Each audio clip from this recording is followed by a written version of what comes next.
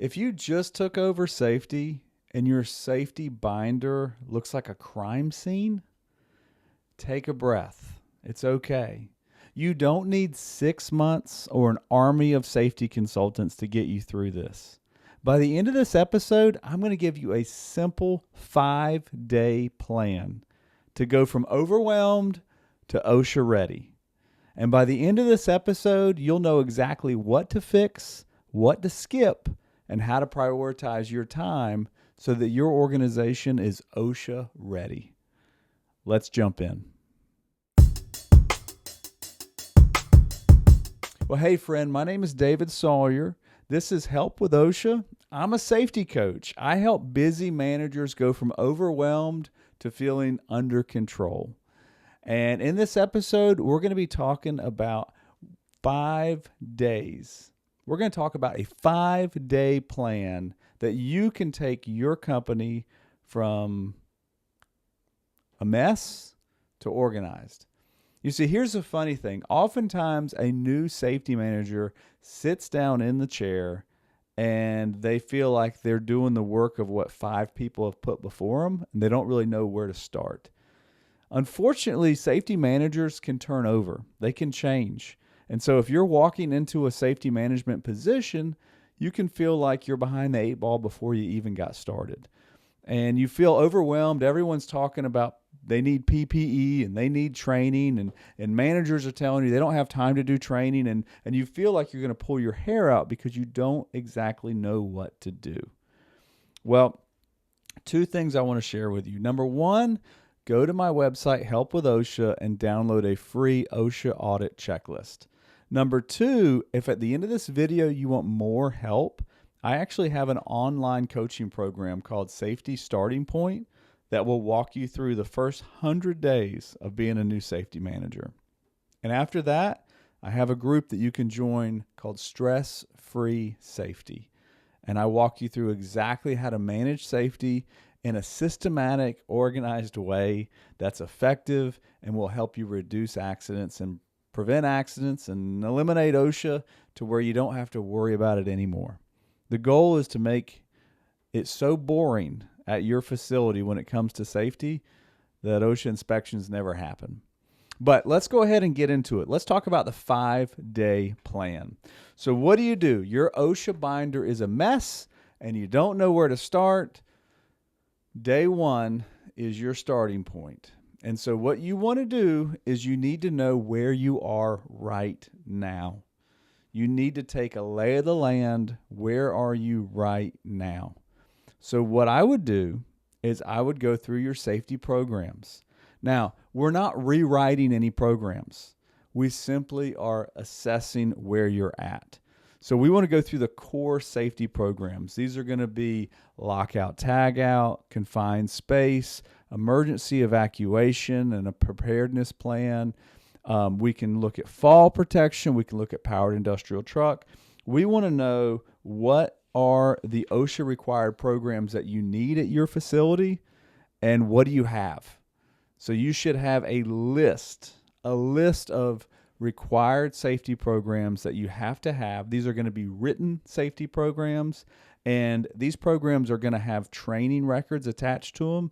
They're also going to have inspections that go with them. So we want to make sure that we know if they are current, if they're out of date. We want to take 1 day to really understand where we are in terms of safety programs. What do we have? What do we need? Where are we at? And that way we're not trying to update anything. We're not trying to change anything. We are simply taking a day to figure out what we have and what we don't have. What are we supposed to have and what are we missing? Okay? So that's the very, very first day. Now, after you get those programs, you're going to have them laid out. You're going to understand in a list, this is what we have. From there, you've got to go and you've got to look for proof of these programs.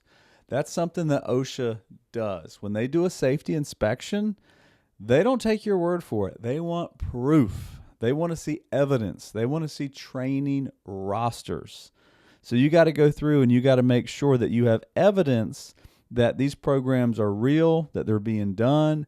If you have a fire Suppression system, is it being inspected annually?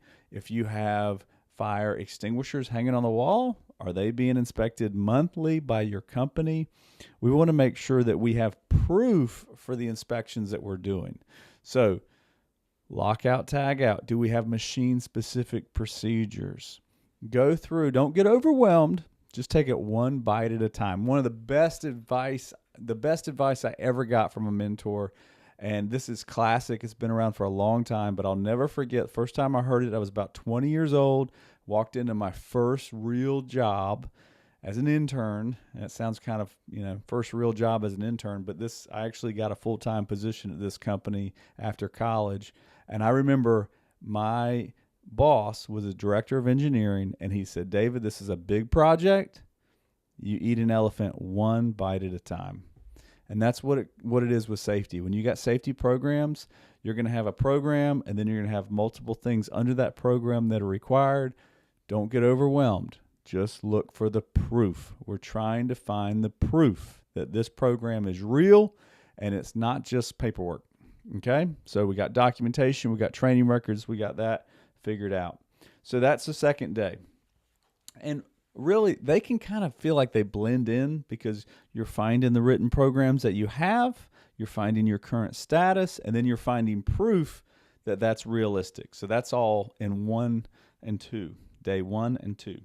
Now, day number 3, walk the walk. What do I mean by walk the walk? You got to go out on the floor.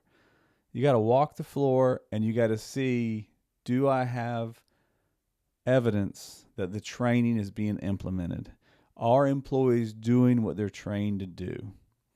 Do we have all the safety procedures in place that we say are in place? OSHA inspectors are looking for inconsistency. That means things that don't line up. So we want to make sure that our programs line up with our training, and our training lines up with what's happening on the floor through inspections. So walk the walk. Take your phone, get it approved that you can take some pictures. Take a notepad with you, a legal pad that you can jot down, or you can take a spiral-bound notebook. I'm a big fan of a legal pad, but take it and jot down things that you see, department by department, line by line. We want to have a clear understanding of where we are in terms of safety hazards. Okay, so that's a big thing. Day 3 is a big task. After that, you're going to go through that list and you're going to prioritize it. You're going to prioritize that list, and we're looking for some easy wins, baby. Easy wins. That's what we want. So what we're going to do is we're going to prioritize that list. At the top of the list, we're going to have things that are going to kill somebody. Then we're going to have things that are going to seriously hurt somebody. Then we're going to have things that are frequent accident causes. And throughout this list, we are going to take a green Sharpie and highlight or mark off to the side things that can be done quickly with a quick win. Then we're going to be sticking some maintenance work orders in. We're going to call over maintenance. We're going to have them make sure they are making these corrections. We're going to put that on our calendar to circle back a week later to make sure they've actually been done. Okay?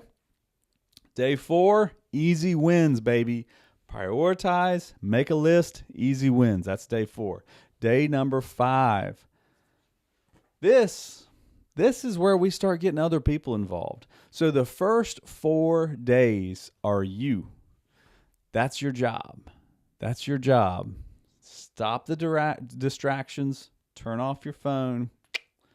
Dial in and get this thing dialed in. Now, the last one, day 5, is when you talk and train. Train and talk.